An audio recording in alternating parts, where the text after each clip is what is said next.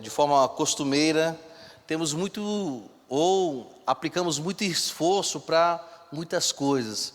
Aplicamos esforço para estudar porque é necessário, aplicamos esforço muitas vezes para a compra de alguma coisa. A gente não tem nem dinheiro para comprar um celular caro, mas tem hora que a gente se esforça de tudo quanto é maneira para poder adquirir. A gente se esforça, né? Pelo menos no meu caso, eu me esforcei muito para casar bem, né? Foram 5 anos dedicados à oração, andando com a listinha de 21 itens no meu bolso. Chegava as varoas, os vasos de alabastro e falava assim, com a profecia da carne: Deus mandou dizer que tu és o meu marido. Eu olhava para a cara dela e falava assim: então Deus também mandou dizer que tu não é minha esposa, né? Então eu dediquei um tempo orando, dedicando ao Senhor, pedindo a Ele que eu pudesse ter um relacionamento saudável. Então, gente, nós, na verdade, temos essa disposição em todas as coisas. Mesmo cansados, muitas vezes se dispõe a ir para a academia, que é muito bom para ter saúde, para viajar, se dispõe para um jogo, para um futebol, mas muitas vezes nós não temos esse mesmo ânimo, esse mesmo desejo, essa mesma pegada, como o pessoal fala, em relação ao nosso próprio Deus. A verdade é que sempre justificamos diante do Senhor, porque não podemos fazer. As justificativas, às vezes, o trabalho, do estudo, a justificativa do tempo, a justificativa do cansaço, da dor. Então, sempre estamos dizendo para Deus o que nós não podemos ir e por que não ir. E Deuteronômio capítulo número 6 me ensina muito a respeito dessa dedicação que devemos ter a Ele. Deuteronômio capítulo 6 fala: são estes os mandamentos, os estatutos e os juízos que o Senhor, seu Deus, ordenou que fossem ensinados a vocês, para que vocês os cumprissem na terra em que vão entrar e possuir, para que durante todos os dias da sua vida, vocês, os seus filhos e os filhos dos seus filhos temam ao Senhor, seu Deus, e guardem todos os seus estatutos e mandamentos que eu lhes ordeno, e para que os seus dias sejam prolongados. Portanto, escute, Israel, e tenha o cuidado de cumprir esses mandamentos, para que tudo lhes corra bem, e vocês muito se multipliquem na terra que mana leite e mel, como o Senhor, o Deus dos seus pais, lhes prometeu. Escute, Israel, o Senhor nosso Deus é o único Senhor. Portanto, ame o Senhor, seu Deus, de todo o seu coração, de toda a sua alma e com toda a sua força. Essas palavras que hoje lhe ordeno estarão no seu coração. Você as inculcará a seus filhos, e delas falará quando estiver sentado em sua casa, andando pelo caminho, e ao deitar-se e ao levantar-se. Também deve amarrá-las como sinal na sua mão, e elas lhe serão por frontal entre os olhos, e você as escreverá nos umbrais de sua casa e nas suas portas. Quando, pois, o Senhor teu Deus tiver levado vocês para a terra, que sob juramento prometeu aos seus pais, Abraão, Isaque e Jacó, que daria a vocês, uma terra com grandes e boas cidades, que vocês não construíram, com casas cheias de tudo que é bom, que vocês não encheram, com poços abertos que vocês não cavaram, com vinhas e olivais que vocês não plantaram. E quando vocês comerem e se fartarem, tenham o cuidado de não esquecer o Senhor, que os tirou da terra do Egito, da casa da servidão. E partindo para os últimos versos da leitura: temam o Senhor, seu Deus, sirvam a Ele e jurem somente pelo seu nome. Não sigam os outros deuses, nenhum dos deuses dos povos que estiveram à sua volta, porque o Senhor, seu Deus, é Deus zeloso no meio de vocês, para que a ira do Senhor, seu Deus, não se acenda contra vocês e os destrua de sobre a face da terra. Não ponham à prova o Senhor, seu Deus, como fizeram em Massã. Guardem cuidadosamente os mandamentos do Senhor, seu Deus, os seus testemunhos e os seus estatutos que Ele lhe ordenou. façam o que é reto e bom aos olhos do Senhor, para que tudo lhes vá bem, e para que vocês entrem e possuam a boa terra que o Senhor, sob juramento, prometera aos pais de vocês, expulsando todos os inimigos de diante de vocês, como o Senhor prometeu. Agora preste atenção em relação a amanhã, depois da manhã e lá na frente, verso 20: quando no futuro os seus filhos perguntarem, essa deve ser a preocupação de você que é solteiro, que ainda não casou, mas está pretendendo casar, ou é casado e quer ter um gêmeos, Paloma, Igão e os outros, né? Que aí trigêmeos, quadrigêmeos, 6, 7, 8, aleluia! Deus é maravilhoso. Receba aí, Caio. Vocês dirão a eles, verso 21, nós éramos escravos de Faraó no Egito, mas o Senhor nos tirou de lá com mão poderosa. Diante dos nossos olhos, o Senhor fez sinais e maravilhas, grandes e terríveis, contra o Egito e contra Faraó e toda a sua casa. Ele nos tirou do Egito para nos trazer e nos dar a terra que sob juramento prometeram aos nossos pais. O Senhor nos ordenou que cumpríssemos todos esses estatutos e temêssemos o Senhor nosso Deus para o nosso perpétuo bem, para nos preservar a vida, como tem feito até hoje. E será justiça para nós, quando tivermos cuidado de cumprir todos esses mandamentos diante do Senhor nosso Deus, como Ele nos ordenou. Amém e amém. Obrigado, Igão, pela oração. Que o Senhor tenha misericórdia de nós e fale aos nossos corações e realmente nos impulsione a amá-lo, dedicar a nossa vida em todo o tempo. Interessante que esse livro de Deuteronômio é uma repetição das leis que já foram impostas para Israel. É como que esse livro pudesse relembrar, ou também lembrar, ou fazer conhecidos a uma nova geração que chegou em Israel, para que eles pudessem entender que todo o mandamento de Deus, toda a lei do Senhor é muito boa. Então observe bem, muitos desde quando saíram do Egito, que alguns deles, infelizmente, claro, evidente, que no decorrer do caminho, na andança, alguns morreram, envelheceram, outros doentes ficaram e também morreram. E aqueles que eram crianças quando saíram do Egito, quando eram jovens, precisavam relembrar os mandamentos do Senhor. E é isso o intuito do livro de Deuteronômio, porque parece que quando a gente lê, poxa, você pensa, eu já li isso em algum lugar. Leu realmente.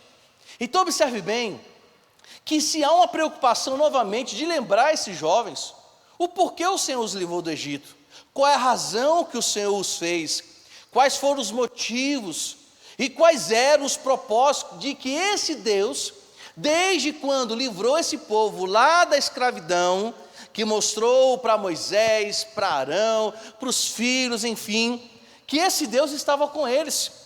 Porém, é evidente que nós percebemos também, que Deus, ao falar novamente a essa nova geração, a esses novos jovens que durante o caminho foram ensinados a obedecerem à voz do Senhor, mas agora o Senhor os faz lembrar que esse Deus não é apenas para ser contemplado, mas para que as pessoas, os jovens, dedicassem a sua vida, o seu coração completamente a Deus. Então nós vamos perceber nesse capítulo que o Senhor Deus novamente chama ao comprometimento com Ele, a dedicação a Ele. O Senhor chama essa juventude a observar que esse Deus não é apenas o Deus dos seus pais, mas também era Deus dele. O grande problema muitas vezes que paira sobre as nossas mentes é que às vezes nós achamos que a oração da nossa mãe, do nosso pai, dos nossos tios, avós, são suficientes. Sim, as orações que os nossos pais fazem ou fizeram, as orações dos nossos avós, nos valeram muito, valem até os dias de hoje. Porém, gente, a ideia aqui de Deuteronômio não é que esse jovem se apegasse apenas ao que os seus pais fizeram, ou que ensinaram diante do Senhor. A ideia é justamente que esses mesmos jovens se comprometessem a dedicar a sua vida, assim como seus pais o fizeram.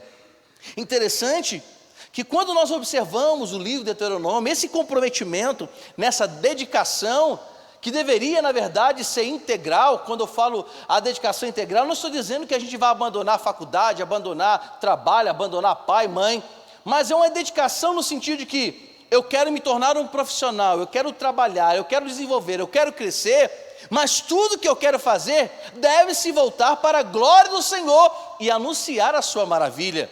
O grande problema de alguns é que querem crescer. Não há pecado em querer crescer, não há pecado em querer você ser bem financeiramente, não há pecado nenhum você querer ter casa, carro, não há pecado você querer casar, ao contrário, isso é maravilhoso.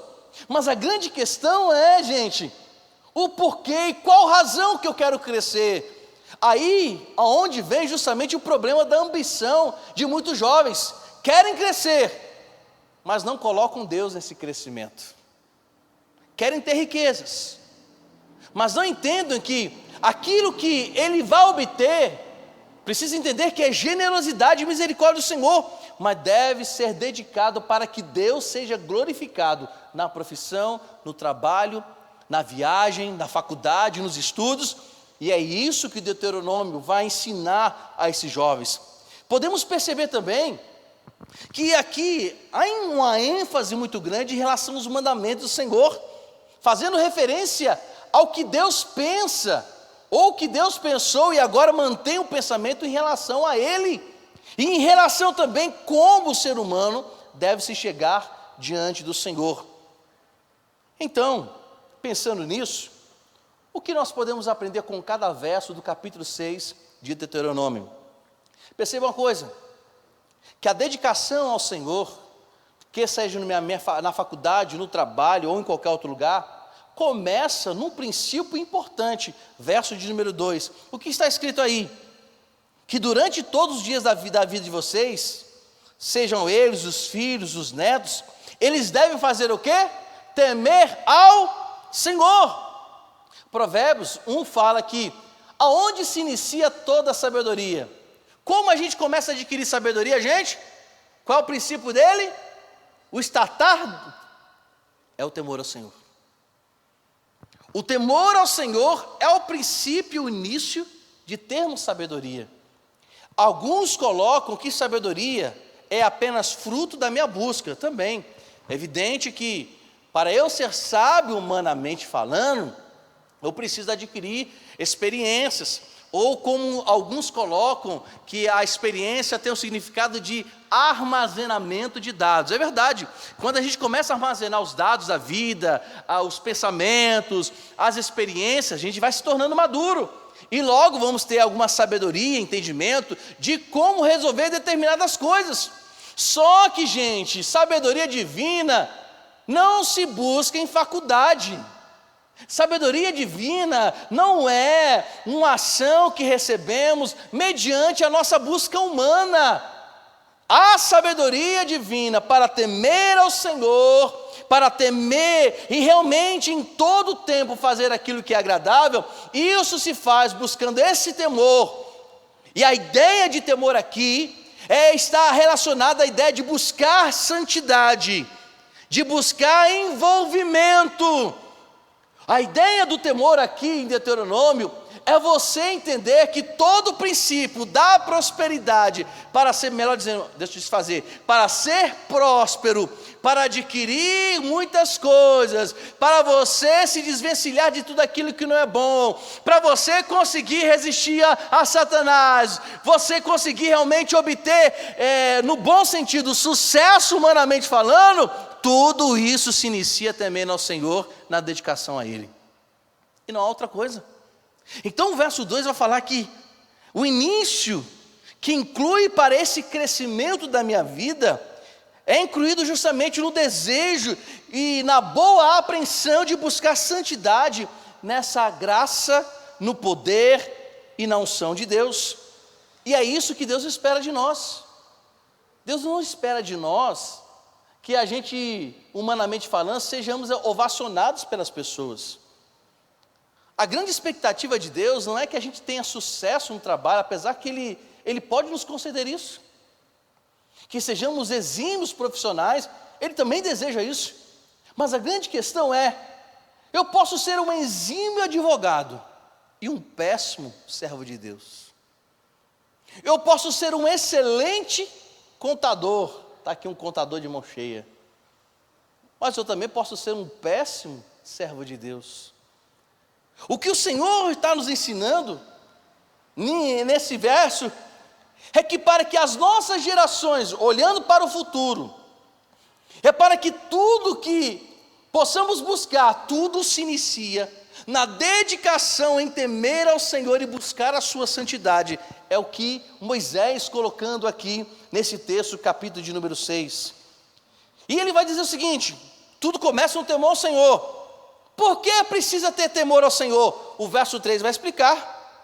Ele vai dizer o seguinte: portanto, escute, Israel, e tenha cuidado de cumprir esses mandamentos, para que tudo lhes corra bem e vocês muito se multipliquem na terra onde mana leite e mel. Observem que o temor, a dedicação a esse Deus, em temê-lo, em santificar a sua vida, em buscá-lo, provoca o quê?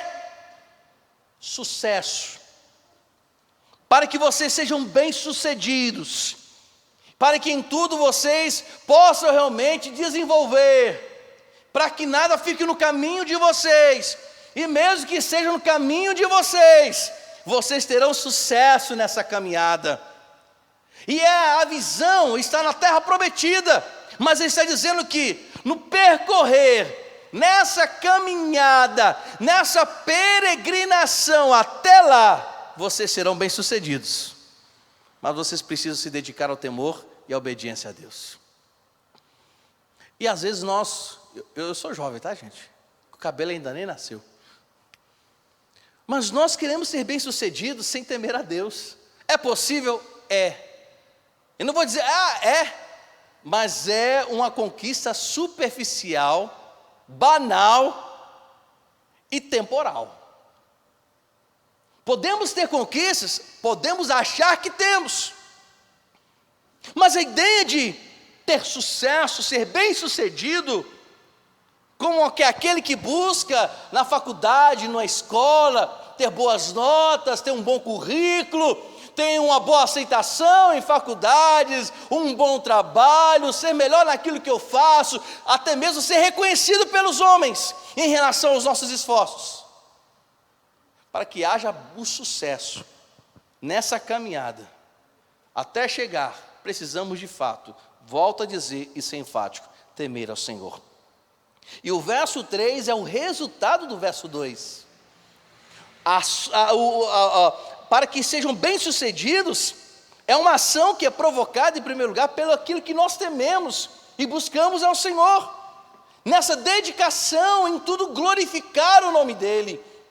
Não ser mais um na faculdade que se envolve com qualquer pessoa, no trabalho que se inclina para agradar alguém e desfazer tudo que o Senhor me ordenou a fazer, ser obediente, me santificar, ser diferenciado, ter bom testemunho.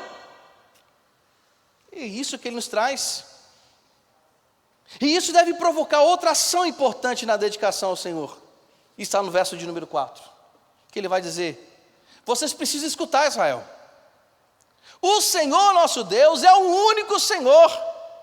Perceba uma coisa, aqui nós chamamos de Shemã, que eu vou colocar assim de uma forma bem contemporânea, é a frase de efeito da galera de Israel.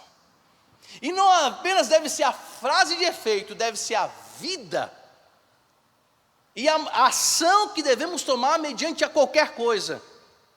Ouçam, jovens, o Senhor Deus deve ser o único Senhor da vida de vocês.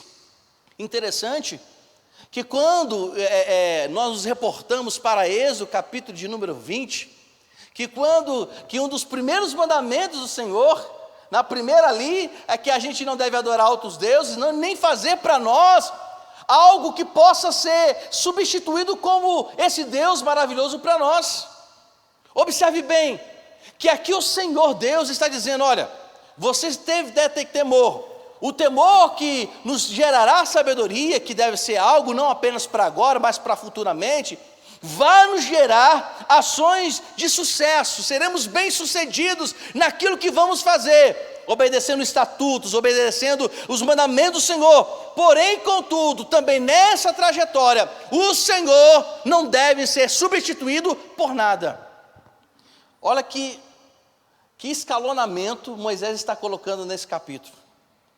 O temor gera algo bem-sucedido na nossa vida, e esse algo bem-sucedido deve gerar em nosso coração que o Senhor deve ser o único. Por que ele diz isso? Observe bem, Israel é tirado do Egito, perfeito.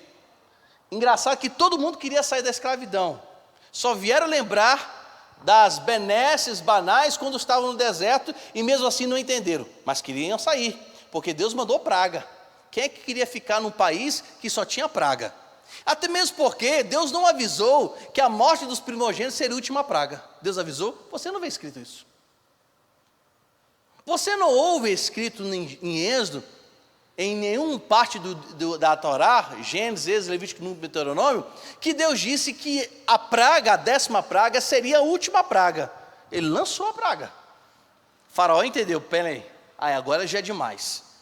O meu filho mais velho morreu. Os filhos dos egípcios que não aspergiram sangue nos umbrais morreram. Só o povo de Israel tiveram justamente os seus filhos primogênitos que estão lá vivos. Então eu vou liberar esse povo. Já que Moisés muitas vezes veio falar para mim, a partir de ser uma porta-voz do Senhor, dizendo que deveria liberar o povo. Deus não disse que seria a última praga, mas eles foram libertados.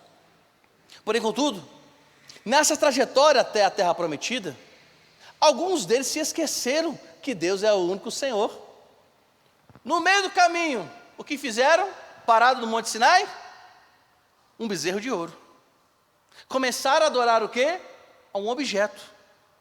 Um objeto de valor? Sim, mas um objeto que não tem vida. Salmo 115 fala que esses objetos, as estátuas, elas têm ouvidos, mas não ouvem, têm boca, mas não falam, têm olhos, mas não veem, têm mãos, mas não apalpam, têm boca, mas não falam. Ou seja, é nada, meu querido. Eu me lembro, recordo a época quando nós fomos trocar um púlpito antigo que nós tínhamos aqui na igreja. Antes desse aqui tinha um púlpito de acrílico, né? O anterior, que era grandão, estava cheio de cupins, meus irmãos. Estava até numa iminência de o cupim estragar o piano, que custou caro. Eu lembro que quando nós falamos que ia trocar o púlpito, a irmã chegou: pastor, não troca não, aquele púlpito é o púlpito da unção, ali passou muitos homens de Deus. Aí eu até brinquei assim: meu irmão, até o cuspe de santos estavam ali armazenadas, as bactérias ungidas estavam ali no púlpito. Achou um absurdo, porque íamos trocar uma madeira. É aquela concepção, né? Isso aqui é santo. Idolatria. Eu sei, meus irmãos, que muitas vezes queremos preservar um monumento histórico, mas se tem alguma parte que vai prejudicar, trazer morte, por que não substituí-lo só por causa de uma tradição? Muitas vezes a tradição tem trazido morte, tem sido objeto de idolatria, e às vezes isso tem sido um empecilho no crescimento, porque substituiu Deus. O Senhor está dizendo: olha, para que vocês continuem bem-sucedidos nessa dedicação a mim, vocês precisam entender que não pode ter outro Deus nesse caminho, no desenvolvimento de vocês, no crescimento de vocês, em todas as coisas que vocês fizerem. O Senhor Deus deve continuar sendo o único Deus. Deus não pode ser substituído, gente. Deus não pode ser substituído por nada neste mundo. Não pode ser substituído pelo sucesso da vida, não pode ser substituído pela riqueza da vida. Ele não pode ser substituído. Porque quando nós substituímos Deus nessa trajetória, mesmo que possamos perceber, ver, sentir e ter o sucesso da nossa vida, Não compensa substituir a Deus. Então o lema na nossa vida, no nosso coração, no desenvolvimento da nossa caminhada, o Senhor Deus precisa continuar sendo o único Deus adorado, venerado, buscado, dedicado em todo o tempo. Mas nós temos substituído Deus.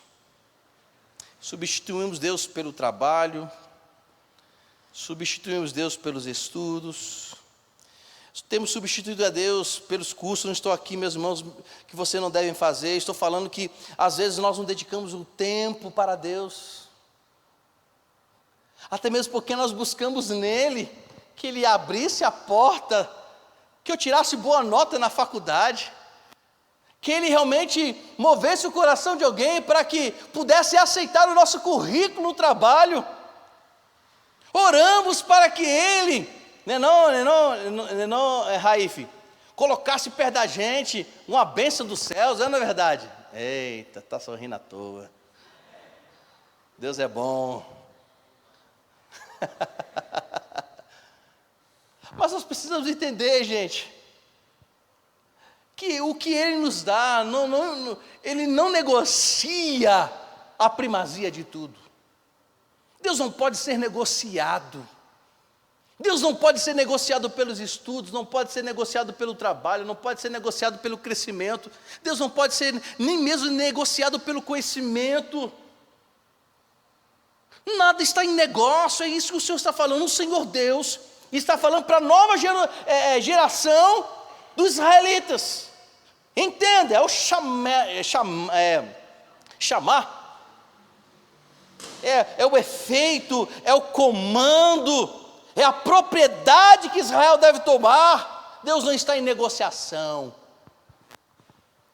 É onde que Ele continua dizendo que, como o Senhor deve ser o único Deus, logo então, por Ele ser nosso Deus, eu posso e devo me dedicar no trabalho, na faculdade, no desenvolvimento, no conhecimento, no namoro, em todas as questões. Ele precisa ser o meu único Deus e não está em substituição.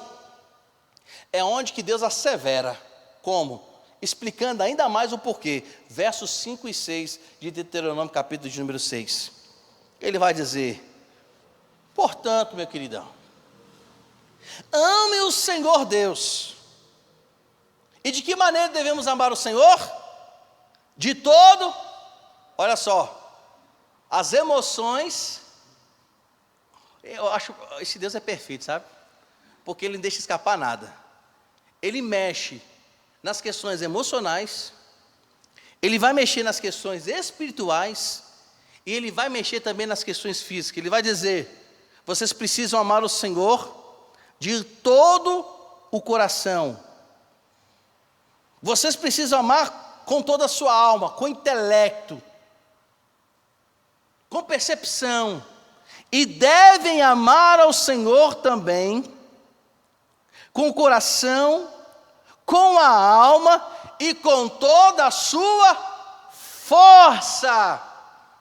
Observe que Ele parte das questões das emoções, psiqueis, do planejamento, do desejo, do intelecto, dos sentidos, e Ele parte também para o físico.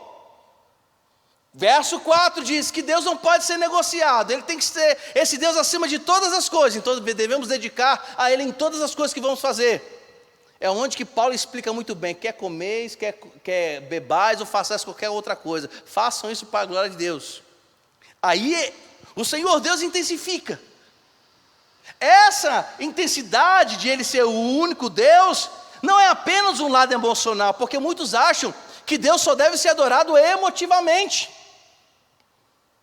É evidente que é importante a gente ter razão ou saber a quem nós adoramos. Precisamos conhecer, evidentemente.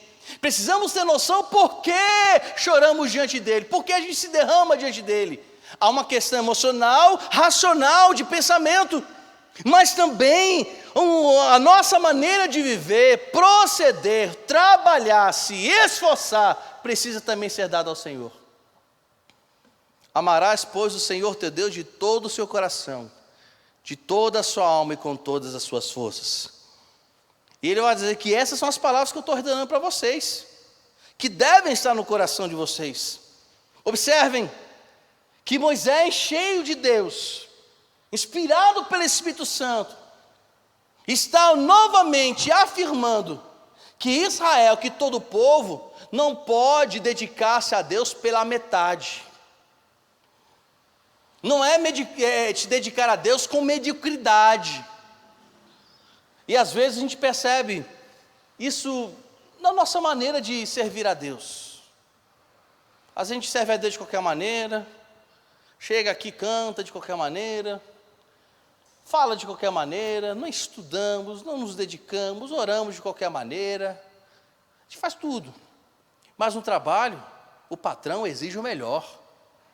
E se tiver erro, a gente precisa corrigir, porque ele não aceita. E se a gente continuar errando, ele nos manda com justificativo embora. E mesmo que a gente entre na justiça, é ganho para o empresário. Por quê? Justificativo, está aqui justificado porque estamos mandando embora. Um atleta, vai ver se o atleta se não treina direito, se ele não vai ficar no banco de reserva. Só os atletas com alta performance, com dedicação, estão ali como titulares. E quem está na reserva se desdobra para alcançar o lugar que ele deseja. Eu quero ser reconhecido como titular do time. Eu não quero ser reserva, não. Quem é que gosta de ser reserva?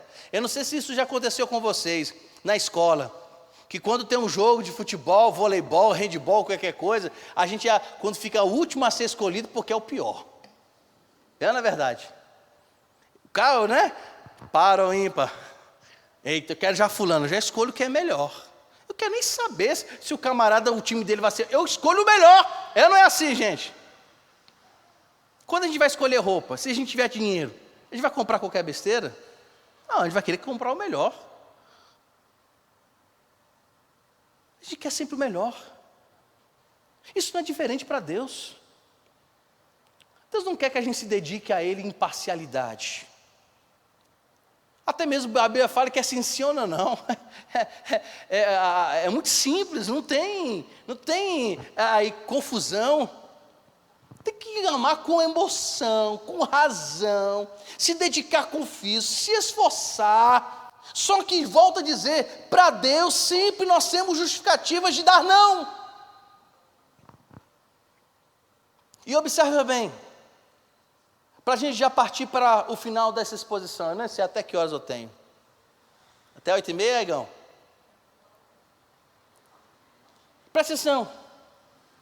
Porque olha como Moisés, ao reescrever esses mandamentos, Deuteronômio, que é uma lembrança, né? É relembrar os mandamentos do Senhor, ele vai dizer, olha, verso de número 7, e isso não vai servir para você agora não, tá? Porque a gente não tem pensado no dia de hoje. Eu estava conversando ali com o Felipe Morvei, que ele falando, pastor, a gente é muito imediatista, e é verdade. Eu estava falando com ele, disse que eu aprendi a fazer conta do que eu gasto, não mensalmente, eu aprendi a fazer a conta anualmente. Porque quando a gente faz a conta anualmente, a gente vai ter a ideia exata de quanto nós vamos gastar no ano. Mas nós brasileiros fazemos o quê? Olha, eu vou ganhar tanto por mês, eu vou gastar tanto por mês. Os americanos já têm uma visão diferenciada do planejamento financeiro.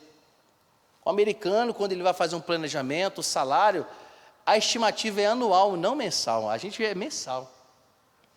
Você já fez a conta de quanto você gasta? Eu não sei, eu acho que a maioria não paga a luz aqui, né? Só, às vezes, quem é casado, né? Sabe da ideia, às vezes. Mas se você for colocar na conta, quanto gasta mensalmente, é uma coisa. Mas quando você coloca no papel, quanto você vai gastar anualmente, você quer para trás. A gente tenta amenizar o rombo financeiro contando mensalmente. Olha, faça aí a conta, uma média. Eu gasto R$120 por mês de energia. Faça uma conta mensal e depois anual para você ver. E compare com o dinheiro que você ganha. Faça a contezinha. Coloca no papel. Quando chegar em dezembro, põe no papel tudo que você gastou no ano. Vocês vão ficar impressionados como a gente gastou dinheiro. Planejamento, a gente tem que ter planejamento financeiro. É impressionante. Mas olha só o que Moisés está dizendo. Essa vida que vocês devem levar diante do Senhor, isso vai refletir lá na frente. Verso 7. Vocês devem ensinar, inculcar aos seus filhos, e delas falará quando estiver sentado à sua casa, andando pelo caminho, ao deitar-se, ao levantar-se. Por quê? Porque também vocês devem amarrá-las como sinal na sua mão, e elas serão frontal entre os olhos, e vocês escreverá nos umbrais da sua casa e nas suas postas. Observe bem, que Moisés está escrevendo, que esse comprometimento, essa dedicação, que nós fazemos agora, que vocês fazem, vocês que estão solteiros, fazem agora ao Senhor, isso precisa ser levado futuramente, quando vier os filhos. O problema nosso também, é que muitas vezes é evidente que confiamos no Senhor, Ele sabe o dia da manhã, mas o Senhor não nos isenta a planejar a vida futuramente. Aí vem outro problema nosso como brasileiro, principalmente jovens, nós não planejamos a nossa vida futuramente, porque nós não temos esse hábito de planejar futuramente.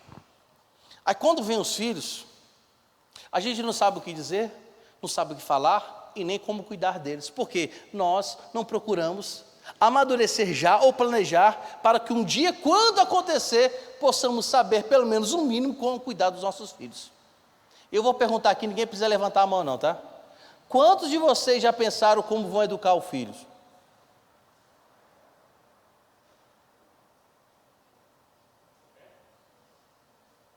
Quantos já pensaram a maneira como vão educar os seus filhos? Muito bem, André. Tu vai ter uns 10. Deixa Deus te usar, vaso. Deixa Deus te usar, vaso. Oxe, meu irmão. Multiplicar e encher a terra. Meus amados, nós precisamos pensar nisso. Porque o ensinamento que Moisés está trazendo para o povo, para a nova geração é: a preocupação de vocês não é só a mente imediata, não. Vocês precisam pensar lá na frente para que os filhos dos seus filhos também pensem em me adorar e ter a vida como um exemplo, e vocês sejam um exemplo disso. Aí quando a gente pensa nisso, vamos lá, quando a gente pensa lá na frente o que os nossos filhos poderão ver a gente como exemplo, a gente vai pensar em quê? Olha, se eu quero tratar meu filho, que se meu filho quer que tema ao Senhor e eu quero ser exemplo, então ótimo.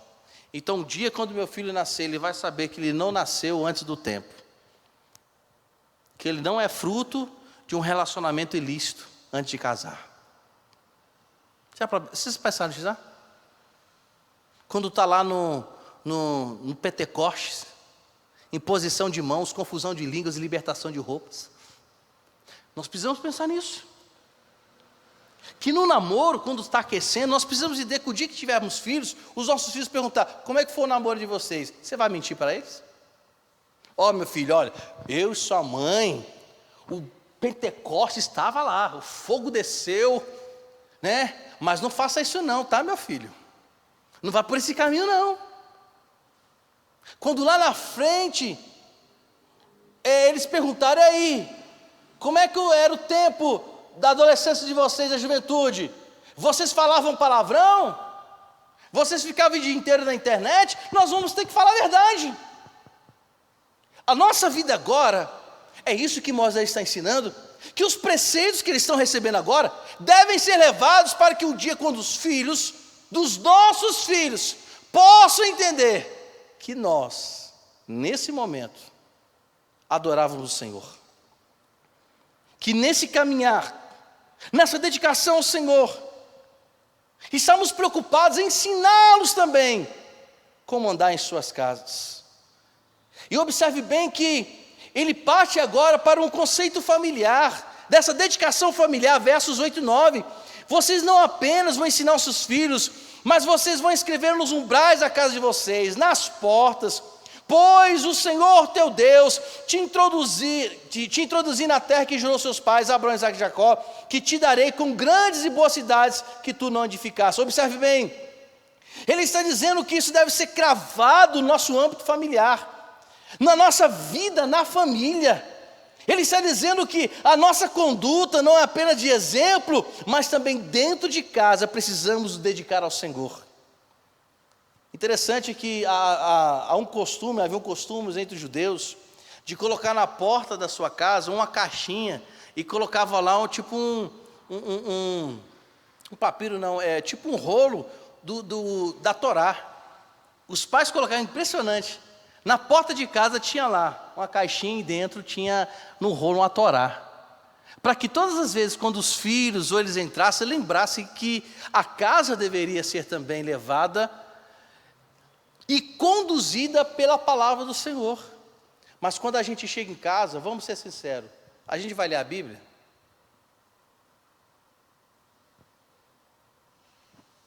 Isso é porque não abriu os olhos direito, hein? A gente não lê a Bíblia. A primeira coisa que a gente faz quando chega em casa não é entender que lá dentro Deus precisa também ser buscado, precisa ser dedicado. E essa era a ideia de se colocar a caixinha na porta de casa com o pergaminho ou com um rolo da Torá, dos 5 livros da lei, Gênesis, Êxodo, Levítico e Deuteronômio. Para que na conduta dentro de casa Deus também fosse lembrado. Mas Deus é facilmente esquecido nas nossas vidas dentro de casa. Esquecemos quando o celular está lá, quando a televisão está ligada, quando a internet, quando outras coisas. Nós nos lembramos de Deus. Na verdade, nós deveríamos colocar na porta das nossas casas uma caixa lá, ou sei lá, um banquinho com a Bíblia aberta para a gente lembrar que quando entrar dentro de casa, a nossa dedicação, o nosso amor ao Senhor, acima de todas as coisas, precisa ser levado a sério. E aonde que ele vai dizer que quando isso é feito, é aonde que ele vai gerar, vai produzir graça, generosidade e abundância. Você pode ser muito bem sucedido no seu trabalho? Pode. Você pode ser muito bem sucedido na sua faculdade? Pode. Mas para que isso aconteça, em primeiro lugar, você precisa se dedicar a Deus completamente. Jesus Cristo mesmo diz: buscai, pois, o reino de Deus e a sua justiça, e as demais coisas vai ser o quê, gente?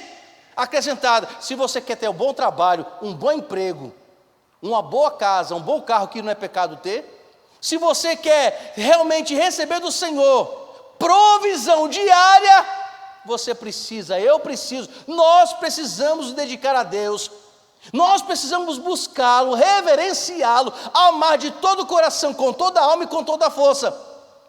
E quando a gente faz isso, e justamente é onde que Deus, na sua infinita misericórdia, não por mérito nosso, mas por graça e misericórdia dele, vai produzir coisas que nós muitas vezes não vamos nem precisar nos esforçar. Presta atenção aí, olha só, isso não está bom demais, versos 10 a 12. Quando, pois, o Senhor teu Deus te introduzir na terra que jurou a dar aos teus pais, Abraão, Isaque e Jacó, que te daria, com grandes e boas cidades que tu não edificaste, observe bem, eles já vão receber o quê? Uma cidade edificada. Vão ter casas cheias de todo bem. Coisas que a gente não teve o trabalho de fazer o quê? De encher. Vamos ter provisão de água, poços cavados, que não foi trabalho nosso. A gente não vai precisar cavar poço. É evidente que o Senhor não está chamando ninguém para ser preguiçoso. Ele está falando que a generosidade dele será concedida a nós. É evidente que a gente se esforça, mas ele está falando aqui, a bondade e a generosidade do Senhor fará que tudo isso aconteça. Vocês não vão precisar cavar poços, vai ter vinhas, olivais, que vocês não plantaram. Vocês comerão e se fartarão. Mas para que isso, aí ele volta a dizer, bem, isso tudo vai acontecer, isso tudo vocês vão experimentar, porém, contudo, entretanto, verso 12, guarda e não esqueças quem tirou vocês da terra do Egito e da casa da servidão. Quando a gente se dedica a Deus, Deus com a sua bondade, meu irmão, gera essas bênçãos. Mas essas bênçãos são geradas não para que nós os esqueçamos, mas que possamos lembrar que tudo que nós recebemos é dádiva dele, porque ele nos arrancou do pecado, nos limpou, nos lavou, nos regenerou pelo Espírito Santo, nos deu novo fôlego, nova vida, nova esperança. Ele nos fez realmente maravilhados nele, sim, mas nós não devemos esquecer que tudo que temos recebido é misericórdia, porque ele nos tirou do poço, da lama do pecado. Aí ele vai continuar dizendo, pois é, isso tudo vai acontecer, não se esqueça de Deus. Mas aí ele volta a dizer, vocês também não devem seguir outros deuses, versos 13 a 15, ele vai dizer o seguinte, vocês precisam temer ao Senhor, vocês precisam servir a Ele, e jurem somente pelo nome dEle, vocês não devem seguir outros deuses, nenhum dos deuses dos povos que estiverem à sua volta, porque o Senhor teu Deus é zeloso no meio de vocês, para que a ira do Senhor seu Deus não se acenda contra vocês e destrua vocês a face da terra. Preste atenção, em tudo que Deus nos dá, eu vou falar bem devagar, Deus exige exclusividade. Quando Deus aqui fala, está exigindo deles, jovens, povo, eu exijo exclusividade. Quando Deus está exigindo exclusividade, gente, para esses jovens, essa nova geração, Ele está dizendo, eu não aceito ser dividido por ninguém. Eu não aceito ser de forma nenhuma compartilhado com emoções, com a alma, com o coração e com esforço para ninguém. Na nossa conduta como cristão, Deus nos exige exclusividade, gente. E quando Ele exige exclusividade, Ele está dizendo que Ele não abre mão e nem divide Ele ser Deus com outras coisas. Ele está dizendo, olha, eu não quero ser dividido com o trabalho, vocês podem trabalhar sim, mas o amor de vocês, o desejo de vocês, o esforço de vocês, o melhor de vocês, tem que ser dado a mim. Ele não está dizendo que o povo vai deixar de trabalhar, se enfurnar e ficar ali, não, ele está dizendo, olha, vocês vão trabalhar porque tiveram que trabalhar, tiveram que desenvolver, tiveram que crescer. Mas Deus exigiu que nada do que eles fizessem o substituísse. Que mesmo trabalhando, o trabalho que eles fizessem deveriam ter sido para a glória, ou deve ser para a glória dele. Que quando eu estiver estudando, aí aqui, vai para você que não ama e é preguiçoso para estudar. Que quando a gente não estuda corretamente, de forma direita, como deve ser feito, e por nós sermos cristãos, e Deus nos dá generosidade, precisamos tirar boas notas para a glória de Deus. Precisamos ser os melhores alunos para a glória de Deus. Precisamos ser os melhores profissionais para a glória de Deus. E isso é ser exclusivo para Deus também. A grande questão é que, muitas vezes, nós como cristãos, porque cremos que é um Deus poderoso, Deus é poderoso, se não puder, Ele faz. Deus não vai fazer não, bonitão. E aqui eu quero me apropriar da frase de efeito de presbítero Rocha, bonitinho, cheirosinho, não é assim que ele faz? Bonitinho, cheirosinho. Então nós temos que ser bons naquilo que nós fazemos. E quando nós somos bons naquilo que nós fazemos bons trabalhadores, bons alunos, bons desenvolvedores, boas pessoas, educadas, que não se envolve com aquilo que realmente distorce os princípios de Deus. Eu amo o Senhor, não tenho vergonha dele, então eu estou dizendo que Deus é exclusivo no meu coração. Eu estou dizendo que eu amo, porque quando alguém me perguntar quem você é, você crê em Deus, eu creio nesse Deus que é poderoso, a pessoa vai pensar, rapaz, você crê em Deus, mas é um bom aluno, e é excelente no que faz. A exclusividade que Deus estava pedindo é que todas as ações pudessem realmente mostrar às pessoas que havia um Deus que os guardava e era generoso com eles.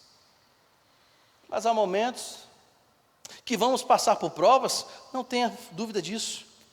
Porque Deus muitas vezes nos põe à prova. Às vezes queremos procrastinar, deixar para amanhã, deixar para depois. E quando nós fazemos isso e não fazemos para a glória do Senhor, nós estamos pecando também contra Deus. É por isso, gente, que tudo que você fizer, faça da melhor maneira. Faça, procure ser bom. É evidente que somos limitados. Eu, por exemplo, eu não sou muito bom de memória. Mas os irmãos não têm ideia como eu me esforço fora do comum para que tudo que eu possa ler seja absorvido.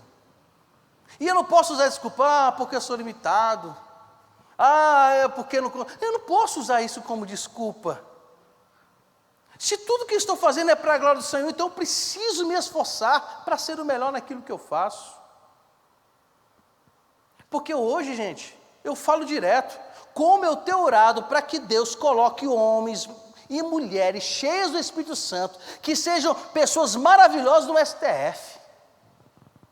Eu oro para que Deus coloque os melhores advogados, médicos, seja até os melhores garis, donas de casa, relojoeiros, contabilistas, vai falando aí, professores, vai dizendo aí, jogador de futebol, vai dizendo aí, diretor, acadêmico, pesquisador, investigador, policial, delegado. Eu oro ao Senhor que esses profissionais sejam verdadeiramente cristãos e que realmente sejam esses, para quê? Para que na conduta, no trabalho, no esforço, Deus seja glorificado na sua profissão. Só não vão pedir uma pessoa que é dono de cemitério: Senhor, pastor, ora aí para que eu seja o melhor coveiro. Mas isso é ser. Isso é gerar também a exclusividade de Deus em nossa vida. Que tudo que a gente faça seja o melhor para o louvor da glória dele. Por fim,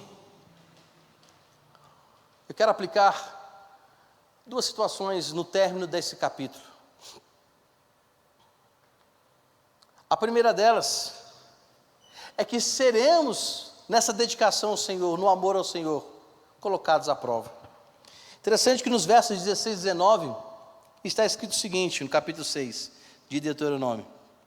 16 diz assim: não, olha, não ponha a Deus à prova não, tá? Não ponham à prova o seu Deus, como fizeram em Massã. Massã foi um período que eles estavam no deserto. Colocaram Deus à prova, dizendo que não havia outro Deus, que enfim, que eles estavam abandonados, começaram a provar a Deus, e Deus não gostou disso não. Por causa dessa razão, deixaram de entrar na terra prometida. Guardem, verso 17, cuidadosamente os mandamentos do Senhor seu Deus, os seus testemunhos e os seus estatutos que eles lhes ordenou. Façam, preste atenção aqui, façam o que é reto e bom aos olhos do Senhor, para que tudo lhes vá bem. Olha aqui. E para que vocês entrem e possuam a boa terra que o Senhor, sob o juramento, prometeu aos pais de vocês. Verso 18, olha como que Deus não negocia. Vocês expulsem os inimigos diante de vocês, como o Senhor prometeu. Aí você vai dizer: pastor, eu vou sair expulsando todo tipo de amigo. Não, a ideia de expulsar os inimigos aqui, trazendo o contexto, é tirar da nossa vida, do nosso coração e mente, tudo aquilo que é inimigo de Deus. Quais são as coisas que são inimigos de Deus? Maus pensamentos, pensamentos de pecado, mentira, fornicação, ambição, orgulho, soberba, falta de educação. E aqui vai para a gente também, facção, tudo que possa gerar contentamento, no sentido de se contentar com o pecado, amar o pecado, se alegrar com o pecado. Esses são os nossos inimigos.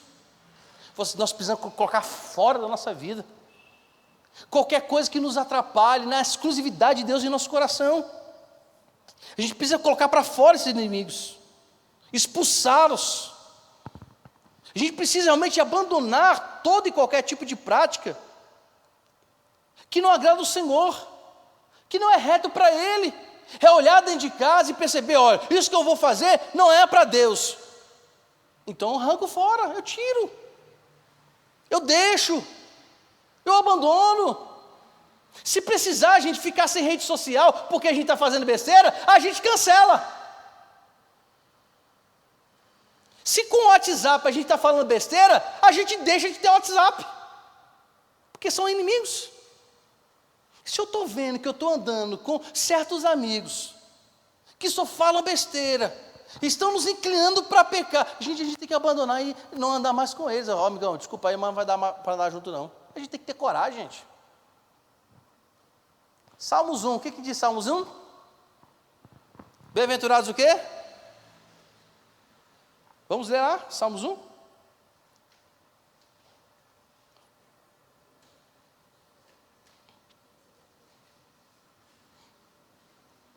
Bem-aventurado aquele que não anda no conselho dos ímpios.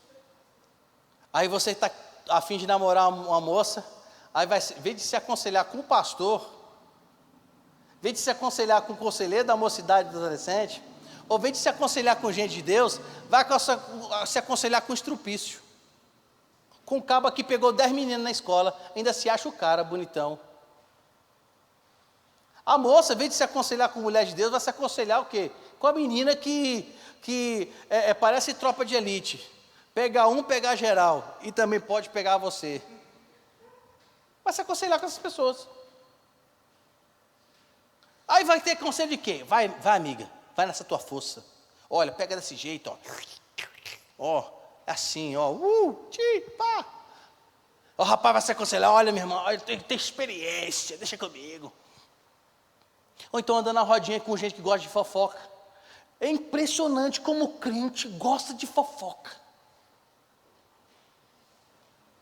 E o pior de tudo, gente, o pior de tudo é que reproduzem.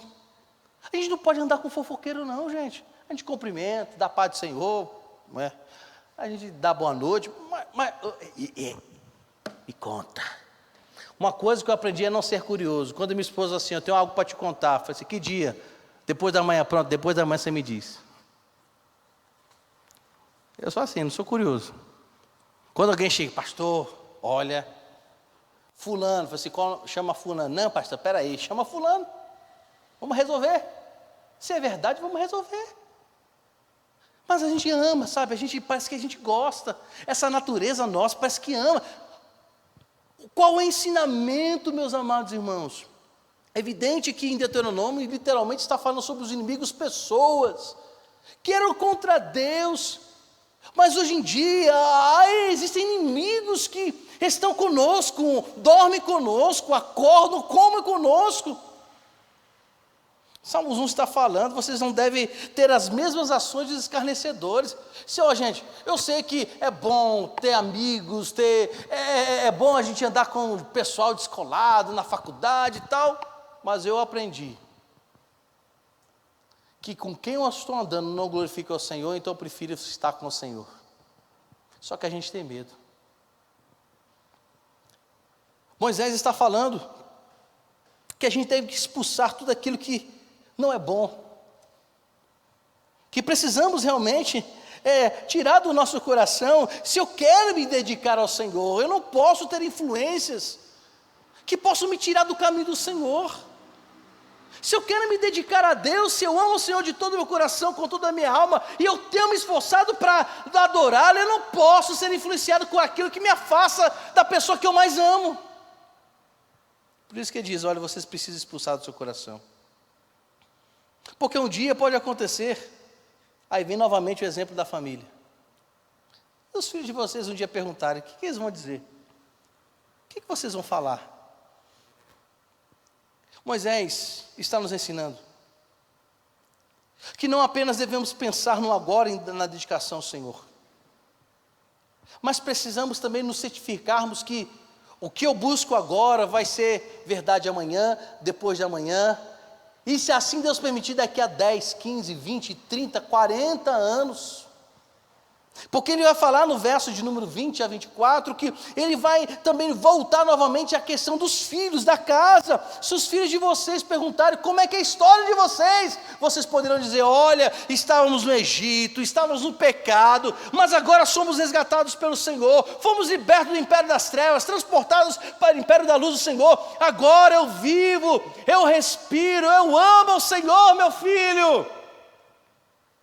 Ele nos libertou. Eu vi grandes sinais e maravilhas, eu experimentei. Você terá autoridade em dizer, você terá autoridade em falar. E esse comprometimento com Deus, essa dedicação ao Senhor, ela também deve ser buscada de forma individual. A gente também não pode ficar esperando que alguém nos anime. A gente precisa buscar ânimo também, gente. A gente não pode ficar o tempo todo aguardando que alguém nos esforce, nos elogie, nos coloque para cima, nos fale alguma palavra de Deus. Isso deve ser buscado também de forma individual. Olha só o que diz o verso 25. Será justiça para nós quando tivermos cuidado de cumprir todos esses mandamentos do Senhor, nosso Deus, como Ele nos ordenou. Aqui a ideia não é apenas uma ideia coletiva de buscar os mandamentos do Senhor, é uma ideia também pessoal. E aqui vai uma palavra para os crentes que são carentes de palavras ou de elogio para buscar o Senhor. Toma vergonha na cara. Porque muitas pessoas são movidos somente pelos elogios. Elogio é bom, gente? É maravilhoso. Chega assim, né? Caio, sua barba. Cara, que barba, meu irmão. Queria ter uma barba como a sua.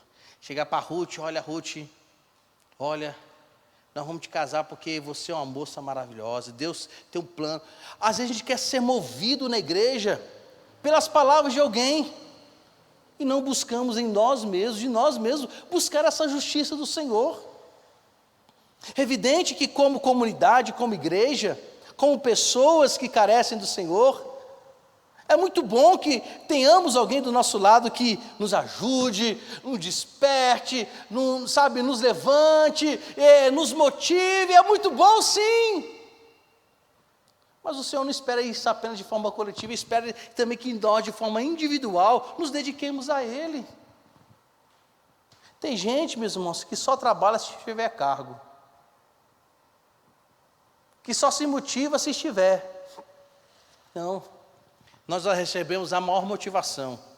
Somos salvos pelo sangue de Jesus Cristo, pelo amor de Jesus Cristo, pela dedicação que o Senhor Jesus Cristo teve, todo o esforço que Ele aplicou na sua caminhada para realmente morrer por nós. Chegou a um ponto tão crucial no Getsemane: Senhor, não estou aguentando, olha, estou aflito, amargurado, estou pesado, a minha alma está profundamente amargurada. Senhor, olha, se possível. Ele, como Deus, podia ordenar que não queria. Como Deus, ele podia tomar a decisão e dizer: eu não vou morrer. Mas ele olha para o Pai e fala: Pai, se possível. Ele não ordena, ele condiciona a Deus a decisão. Se deveria morrer, não. Se possível, Senhor, afaste de mim esse cálice. Mas veio mais.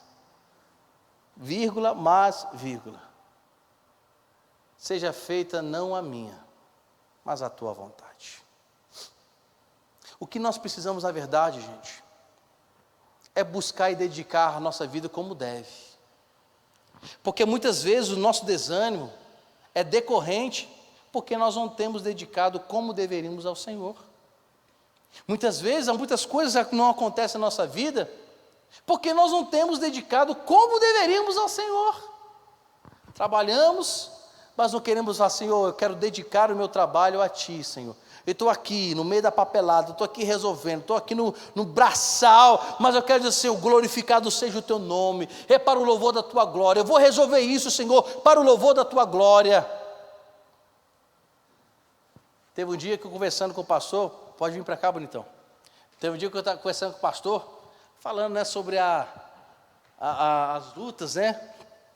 Aí ele chegou assim: Pastor André, como é que tu faz? pode aproximar, meu jovem. Como é que tu vai ser pastorzão? Como é que tu faz, né, quando você está com dor de cabeça? Eu falei assim, meu irmão, eu aprendi a dizer o seguinte: dor de cabeça, que seja dor de cabeça para a glória do Senhor. Que as dores sejam para a glória do Senhor. Porque, na verdade, para os filhos de Deus, tudo tem um propósito. Se a gente tem dor de cabeça, que não é bom, se a gente passa aperreio, a gente precisa entender que tudo tem um propósito diante de Deus. Isso só entendo quando eu me dedico profundamente a esse Deus que me amou, me resgatou e nos deu, meus irmãos, algo que é maravilhoso, o Espírito Santo. Para quê? Para que tudo que façamos seja para o louvor da glória dele. Amém? Amém? Amém. Vamos orar? Depois eu vou passar a palavra a esse jovem.